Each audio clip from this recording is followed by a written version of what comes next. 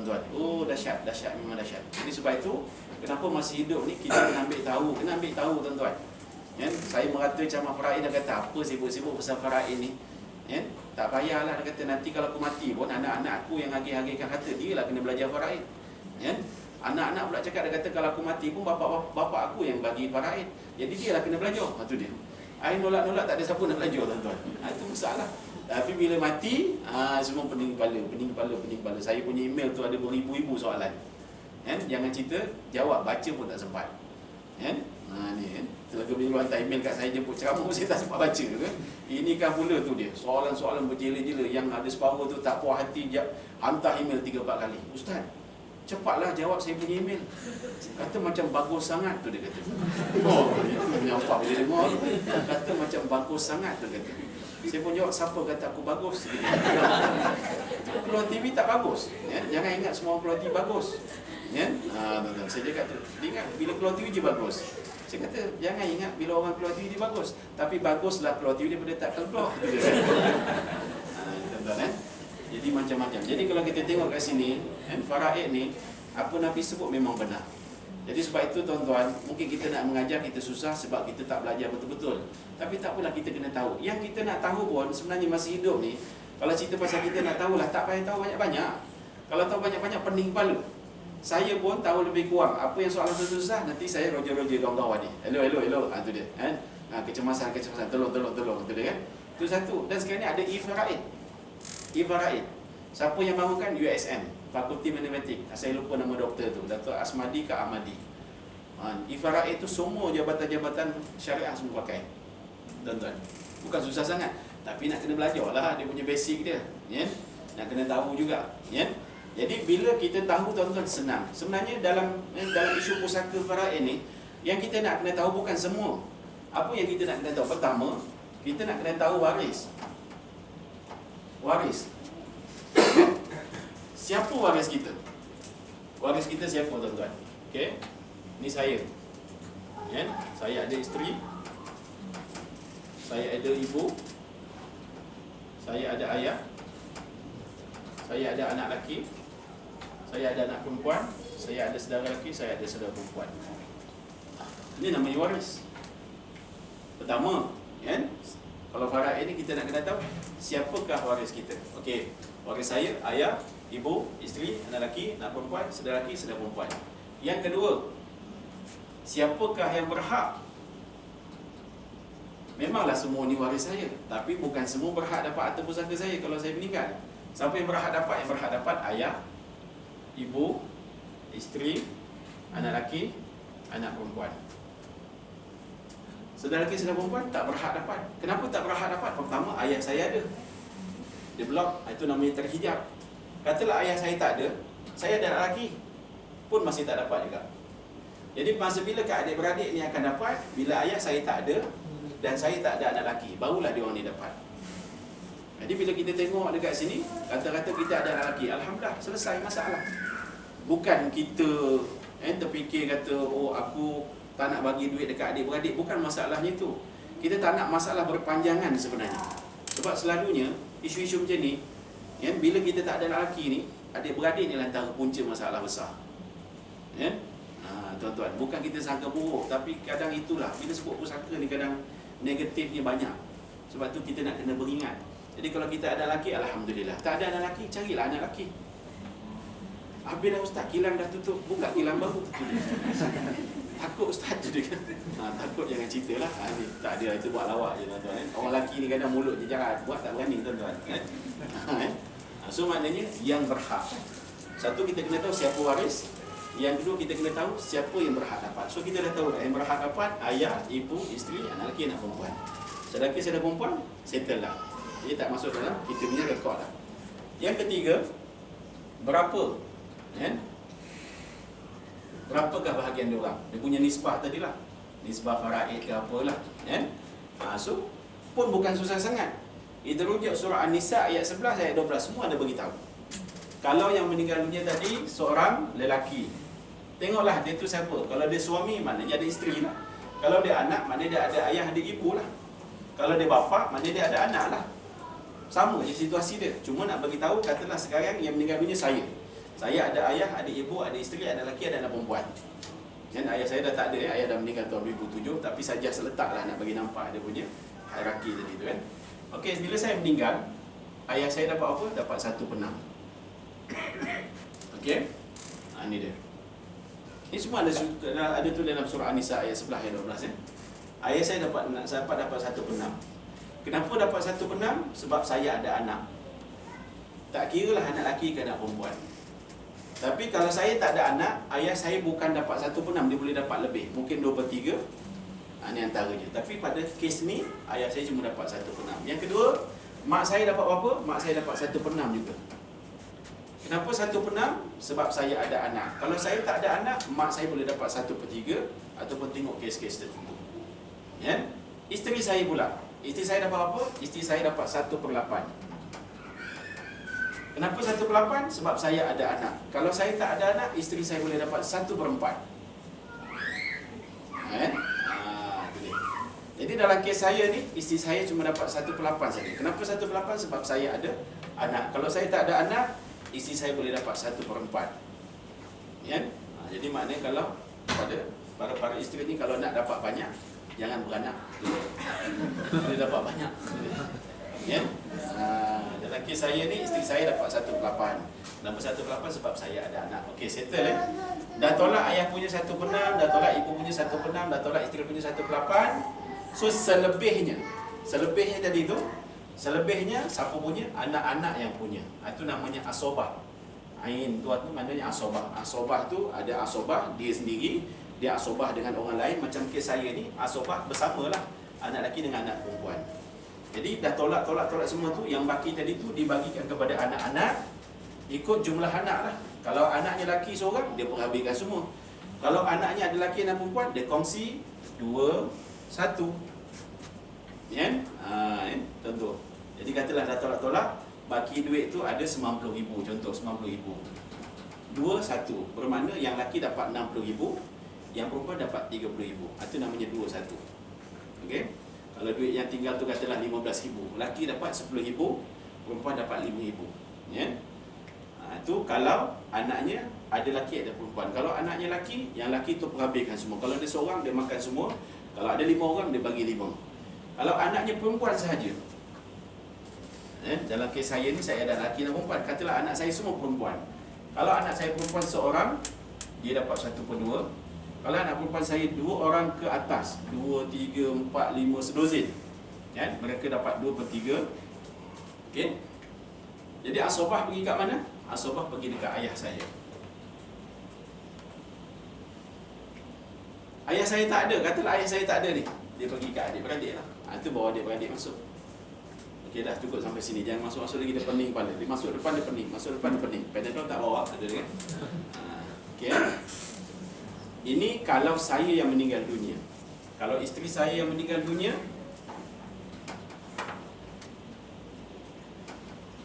okey, katalah rumah saya pun sama juga. Dia ada ayah, dia ada ibu, ada suami, yalah, hilir. Ada saudara, ada anak lelaki, ada anak perempuan, ada saudara lelaki, ada saudara perempuan.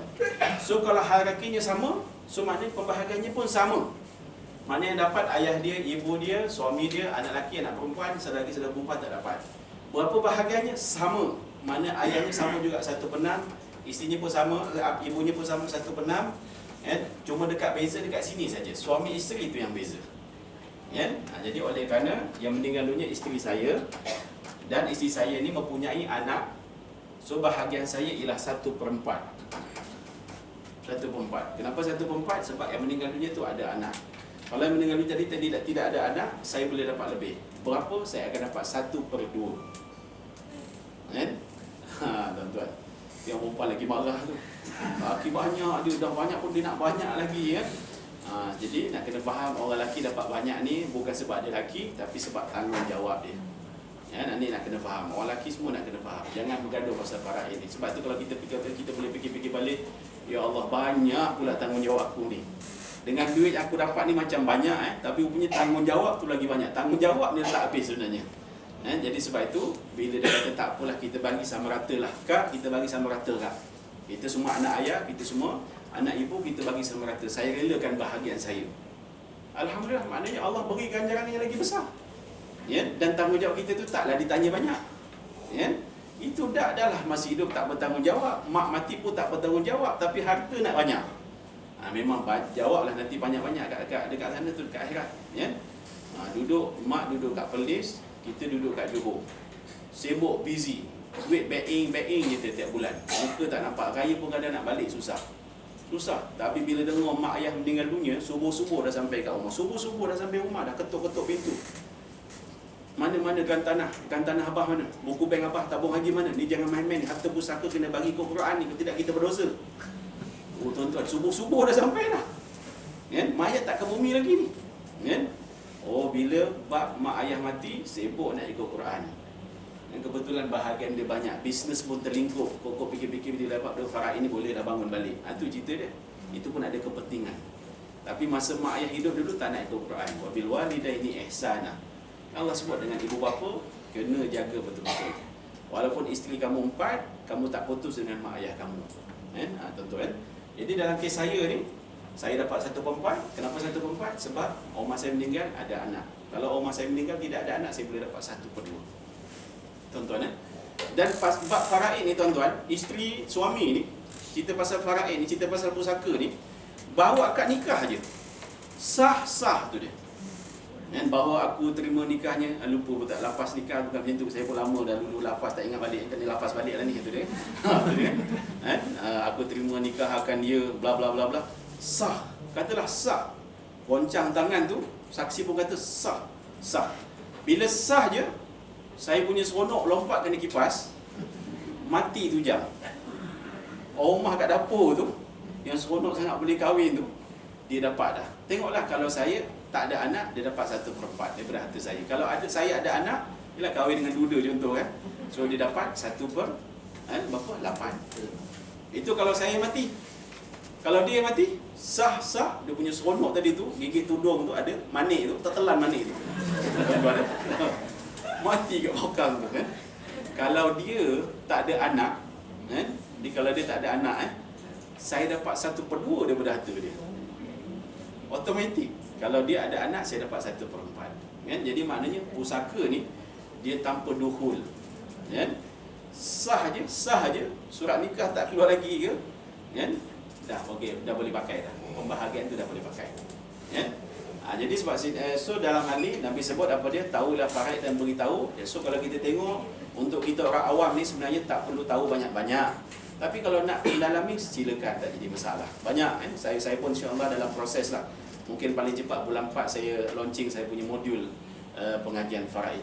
Kan? Saya buat akademi kan. Akademi asalnya nak buat akademi faraid, tapi rupanya faraid tu control name. SSM tak luluskan. Dia kata kena ambil surat daripada JAKIM. Saya turun naik JAKIM 1 tahun. Nak dapat surat tadi tu, boleh pakai, tidak ada masalah. Kami menyokong itu je, ayat tu je. Tapi rupanya turun naik. Dia kata ustaz boleh tak bagi seluruh, ustaz boleh tak bagi hierarki. Kita nak tengok Datuk Tan Sri mana ada dalam ni. Itu pening kepala lah. Yang nak buat kerja ni aku, semua aku seorang je. Kan? Dia kata susah sangat. Saya pun pakailah Akademi Al-Ghazali, nama aku sendiri. Kan? Habis cerita lah. Kan? Jadi insya-Allah mungkin bulan 4 kan, saya akan launching saya punya modul ni. Jadi siapa yang nak belajar, bolehlah kan. Nanti insya-Allah, sebab kan kita benda ni kita kena hidupkan balik. Kan? Jadi untuk orang awam, memadailah kita tahu kan siapa waris kita, siapa waris yang berhak dapat, dan berapakah bahagian mereka. Bila kita dah tahu bahagian-bahagian ni, senang. Omah kan, kita suami isteri ni sambil sembang-sembang masa nak tidur, duk pesan kat rumah kan, nanti kalau abang dah tak ada, malam ni lah batuk lain macam sikit. Betul. Katalah kalau besok pagi tak bangun, jangan sedih kan. Telefon imam tu kan. Ada nombor telefon dia dekat atas peti ais tu kan. Rupanya kita lupa yang atas peti ais tu telefon acong gas dia. Betul kan. Tuan-tuan, itu pun nak kena fikir tu. Lah betul lah acong punya. Betul kan, letak nombor telefon imam. Kan? Ini contoh, sebab itu benda tu penting kan. Jadi kalau abang dah tak ada nanti, uruslah keluarga ni elok-elok kan, didik anak betul-betul kan. Harta-harta yang abang tinggalkan ni, bagilah kan untuk ibu ayah ni 1/6 kan. Kita cakap sambil-sambil kita sebut 1/6 kan. Untuk kamunya 1/8 kan. Maksud tu dia terkejut. Kenapa 1/8? Itu dia. Mak pergi je dapat 1/6, ayah dapat 1/6. Saya yang susah payah hidup dengan abang 1/8. Tuan-tuan. kita tengah nak romantik, tiba-tiba dah tak jadi dah kan. Jadi benda tu pun nak kena pandai juga cerita kan. Tapi nak beritahu itu semuanya satu pelafaz yang anak-anak ni bagilah elok. Laki 2 bahagian, perempuan 1 bahagian. Kamu sebagai pentadbir kan. Maknanya mudah aja. Bila kita tahu, kita kena bagi tahu. APF dah nama kamu, tabung haji pun nama kamu, abang letak pension pun nama kamu. Contohlah, apa gratuity, pampasan ni semua nama kamu. Abang senang letak, tak malah nak pening kepala, malah nak letak banyak-banyak nama. Orang kata boleh letak banyak nama kan. Abang letak nama kamu saja, tak ada nama orang lain dah. Jadi kenapa kena letak nama tu? Nama tu adalah sebagai pemegang amanah. Jadi bila meninggal, isteri kita akan pergi ke KWSP, pergi tabung haji, pergi insurans, pergi sok-sok dia apa semua, dia claim duit tadi tu. Kan? Meninggal je kita tuan-tuan, meninggal belum ke bumi lagi. Kan? Mayat tengah mandi ni, terus pergi, boleh pergi. Bawa surat mati, bawa IC pergi. Orang nak marah tu lantak pergi lah. Cepat nyekak datang. Kau senang cakap lah, lepas ni kau makan belanja, mana aku nak dapat duit, mana aku ada duit. Tu dia kan. Jadi tu kalau buat cepat, cepat keluar, seminggu keluar. Kan? Jadi cash. Orang kita perlukan cash untuk belanja. Kan? Jadi letak nama isteri, isteri boleh ambil tadi duit. Bila dah ambil, dia pegang pemegang amanah. Bagi dekat ayah 1/6, bagi kat mak 1/6. Bila bagi pula, mak ayah kata cukuplah, 1/6 ni banyak sangat. Mak bukan apa, dapat beli gelang sikit lagi pun dah cukup dah, kan? Tak apa, yang lebih ni pulangkan balik. Alhamdulillah lah. Contoh, ayah pula tak ada lah, boleh pergi umrah sekali lagi dengan Ustaz Ghazali pun jadi dah, tu dia kan? Bagi 5,000, 6,000, sudah. Contoh lah. Lebih ni pulangkan. Masya Allah. Jadi benda ni kadang kita tak jangka tuan-tuan. Kadang kita ni main sangka baik je. Rasanya orang tua aku tu tak payah bagi pun bagus kan. Dia pun orang bagus-bagus, orang baik tu, kaki becik tak payah bagilah. Mana boleh tuan-tuan, senang-senang fikir-fikir macam tu. Kan? Jadi benda ni, bila suami tadi dah hajar, dah bagi tahu, insya-Allah rumah kita akan mudah. Tapi kalau suami diam, isteri lagi bela. Isteri lagi bela. Kan? Meninggal tengok duit banyak ni, keluar-keluar dia banyak dah. Tanya orang sini, kau punya. Penama tu ambil dia punya terus. Tuan-tuan, dia tanya bukan seorang, banyak orang ditanya. Imam masjid pun ditanya. Imam macam mana ni? Bagus lah tu, dalam hati imam tu dah target lah ni, bagus ni, tunggu edah habis ni, siap lah. Masuk ni, tu dia kan. Dah kaya, janda kaya. Tuan-tuan. Kan? Jadi penama tadi hanyalah pemegang amanah saja tuan-tuan. Penama hanyalah pemegang amanah. Majlis Fatwa dah putuskan. Penama di KWSP, tabung haji, insurans dan sebagainya hanyalah pemegang amanah saja. Jadi bila meninggal, isteri itu boleh ambil dia pegang, berbelanja, dia kena tulis dan sebagainya. Kalau dia bayarkan, dia kena bayarkan hutang-hutang si mati. So lebihnya kena bagi faraid, mak tadi keluarkan antaranya lah. Ya? Jadi itu nak kena faham. Ya? Tapi kalau kita nak bagi terus kepada si penama, boleh. Kita isytiharkan hibah. Dengan ini saya mengisytiharkan wang KWSP saya, tabung haji saya, insurans saya, duty saya dan sebagainya telah saya berikan nama kepada isteri saya hibahkan kepada dia. Boleh? Tak ada masalah. Pembahasan panjang tuan-tuan. Kalau nak fikir pasal bahas, sempat mati dulu kita. Ya? Mati, harta pustaka kita kalang kabut. Ya? Jadi saya tengok pengalaman dengan ilmu dan sebagainya, perbincangan. Jadi ada benda-benda yang memang sebenarnya boleh dihibahkan terus. Boleh dihibah guna konsep penama tadi. Kalau tidak, tak selesai juga tuan-tuan. Sekarang kita banyak duk cakap pasal hukumnya tak boleh dan sebagainya. Tapi tuan-tuan tahu tak? Tahu. Adakah kita sedar ataupun tak sedar?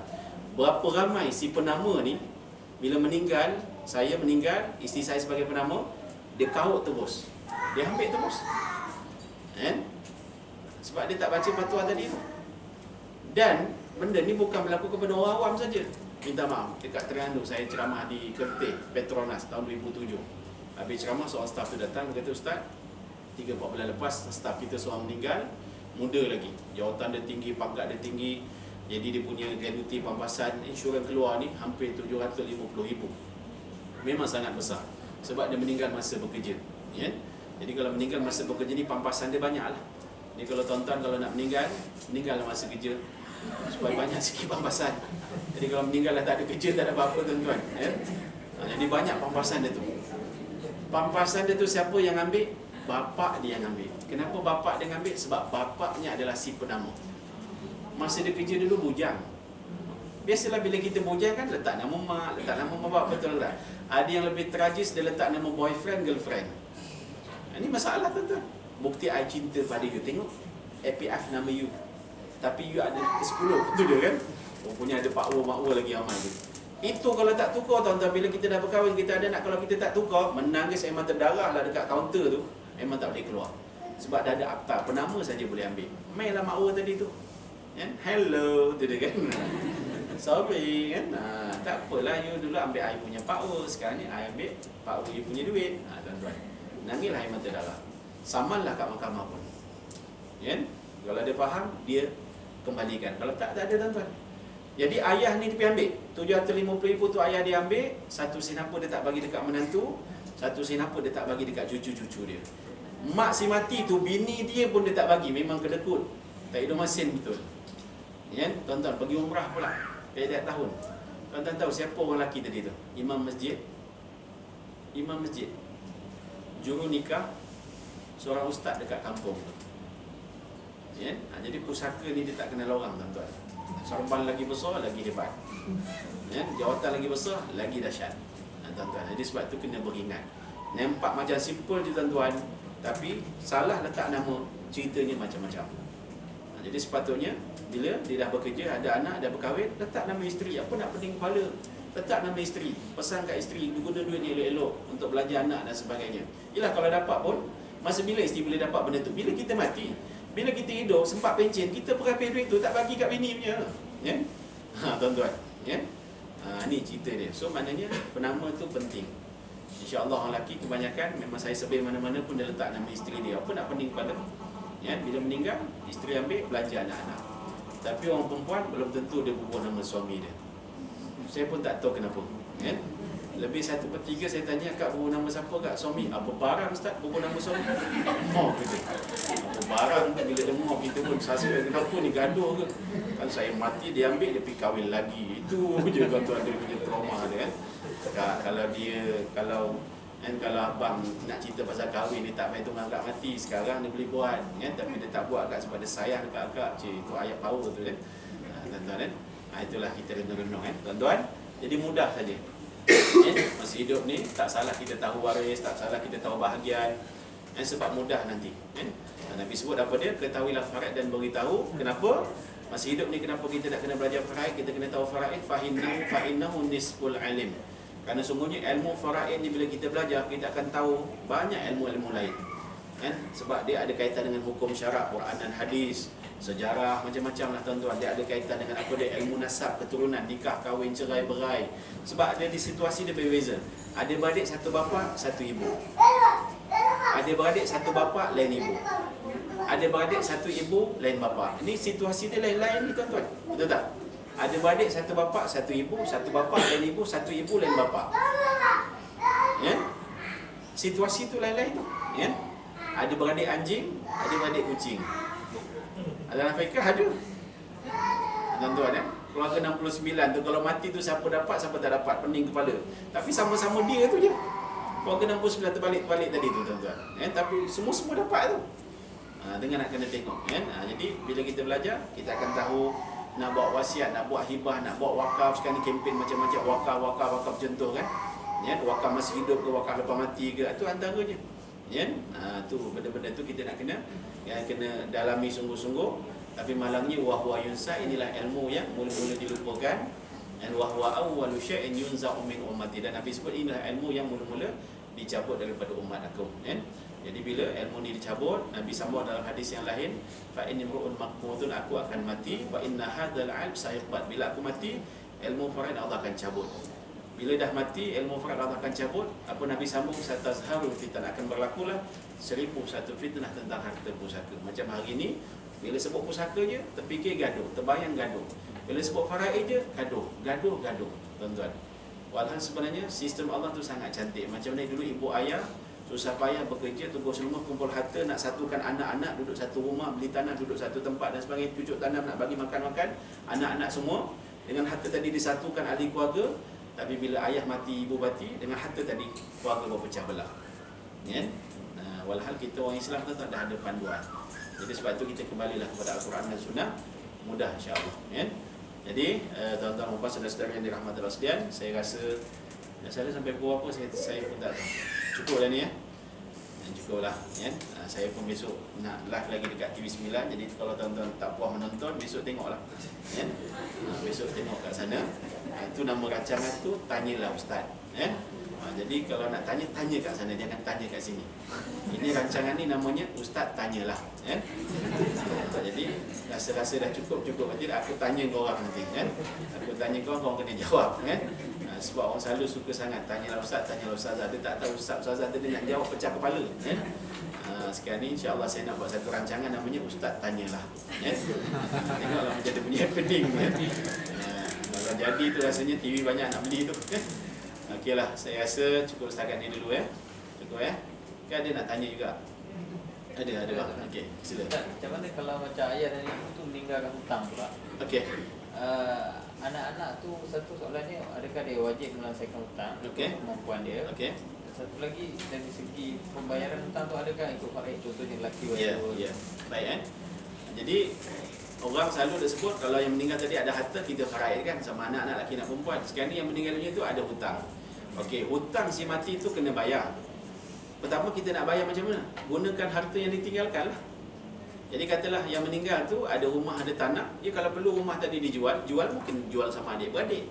Dijual, jadi duit tu dibayarkan hutang si mati. Kan? Sebab antara benda yang wajib kita kena laksanakan sebelum dibahagi-bahagikan harta tadi tu, yang wajib kita tunaikan terlebih dahulu hutang-hutang si mati. Lepas pengurusan jenazah pun tak boleh ambil lebih-lebih. Sekadar untuk kos kapan, kain kapan nak kena beli, air itu nak kena beli, kan upah orang tukang mandi tu pun nak kena beli, kena bagi tuan-tuan. Kan? Ingat free je, kan? Jadi kena bagi berpatutan, kan? Jadi upah mandi, upah kapan, upah ke bumi tu kena bayar. Kan? Jadi katalah kos tadi 1,000, kita tak ada duit, tengok bawa bantal ayah kita ada duit, boleh pakai duit ayah kita. Yang lepas tu selebihnya kena selesaikan hutang-hutang ayah kita, ibu kita. Pertama hutang dengan Allah. Dia dah haji ke belum? Badalkan haji. Badal haji, tanya betul-betul orang yang buat badal haji itu berapa. Sebab kalau ikutkan badal haji ni sama dengan kos haji. Sebab tu yang bagusnya hantar anak-anak pergi haji. Mak yang meninggal dunia, anak tu dah haji, anak tu lah tolong buat kan. Pakat adik-beradik pergi. Tapi sekarang kita nak upahkan orang, tanya orang tu ambil upah berapa. Upah saya kalau nak buatkan haji 100,000. Tuan-tuan kan? Mahalnya Ustaz kan? Sebab saya biasa jaga pakej 100,000 kan? Jadi saya pergi haji dengan dia orang kan? Tuan-tuan kan? Tapi ada orang nak cari murah-murah, tengok telefon tepi jalan kan? 1,500, 1,100 kan? Ada 1,100 lagi murah. Sebab itu saya nak bagi tahu juga. Jadi kalau tuan-tuan ni masalah sangat nak pergi haji masih hidup, pergi haji lepas mati. Sebab pergi haji lepas mati murah kan? Kadang-kadang kita ni berkira mahal lah. Okeylah, tak apa, tunggu mati lah. Lepas mati murah, boleh pilih lagi diskaun kan. Jadi belum haji, bayarkan haji dia, cari badalkan haji dia. Dia ada fidyah puasa, bayarkan fidyah puasa. Fidyah sembahyang tak ada fidyah puasa ada. Dia ada kafarah puasa contoh, itu kena laksanakan semua tu. Dia ada bernazar, masih hidup dulu ayah dia bernazar, nak beli nazariah, beli kan. Itu dia. Itu kena tunaikan. Jadi dah selesai tu hutang dengan Allah, barulah hutang dengan manusia. Hutang manusia apa dia? Bayar. Ada hitam putih, bayar. Tak ada hitam putih macam mana? Itu pening kepala. Datang pakcik tu menuntut hutang. Ayah kamu ada hutang dengan pakcik, tak banyak, 1,000 je. Tapi itulah pakcik bukan kami tak nak bayar. Hitam putih ada tak pakcik? Mana ada hitam putih? Kan? Tapi memang ayah kau ada hutang. Kita dah confuse dah. 1,000 je tuan-tuan. Itu macam mana nak selesaikan? So dalam hukum Islam, kita minta dia bersumpah. Qasam. Kena bersumpah lah. Wallahi, ayah kau dulu ada hutang dengan pakcik 1,000. Kita dengar wallahi. Biasa Arab ni wallah biasa sangat kan. Kita boleh taghlizul qasam, kita boleh bagi kuat sikit lagi. So dia boleh wallahi wa billahi wa tallahi, ayah kamu ada hutang dengan pakcik 1,000. Oh tak habis pakcik ambil wudu dulu. Tu dia. Ambil wudu apa semua, sembahyang sunat taubat 2 rakaat, ngadap kiblat, pegang Quran. Bismillah wa billahi wa tallahi, itu bersumpah. Dia dah buat dah semua benda tu. Tak habislah pakcik. Ni hari Jumaat ni sebelum khatib naik, pakcik naik atas mimbar tu. Pakcik sumpah atas tu. Tuan-tuan, itu bukan senang. Sebab itu kenapa Allah sebut hitam putih. Bila ada hitam putih senang. Tapi bila tak ada hitam putih, bukan tak nak bayar, duit ada. Tapi takut tu lah menipu dan sebagainya. So nak membuktikan dia betul-betul nak, boleh buat benda tu. Tapi itulah memang pakcik tu pening lah. Dia naik atas mimbar sebelum khatib naik, dia kata Assalamualaikum. Siapa pula naik ni, apa hal pula cerita ni. Tiba-tiba dia bersumpah wallahi wa billahi wa tallahi, bapa imam ni dulu ada hutang dengan saya 1,000 kan. Imam tercabar, rasa malu lah kan. Lepas ni aku nak baca khutbah pula. Dia turunnya, pakcik, bukan kami tak boleh terima pakcik, kami nak pakcik sungguh-sungguh lagi. Pakcik sponsor kita orang 5 beranak ni, 5 beradik ni pergi umrah dulu. Depan Kaabah pakcik sumpah, balik confirm kita bayar 1,000 je. Tak berbaloi. Tapi nak beritahu bukan senang. Jadi sebab itu siapa yang berhutang kena hitam putih. So ayah tu ada hitam putih, nak bayar macam mana? Duit tak ada. Harta si ayah tu boleh cairkan bayar hutang. Habis tu start dah bayar hutang, habis harta, kita ni tak dapat apa? Memang tak dapat.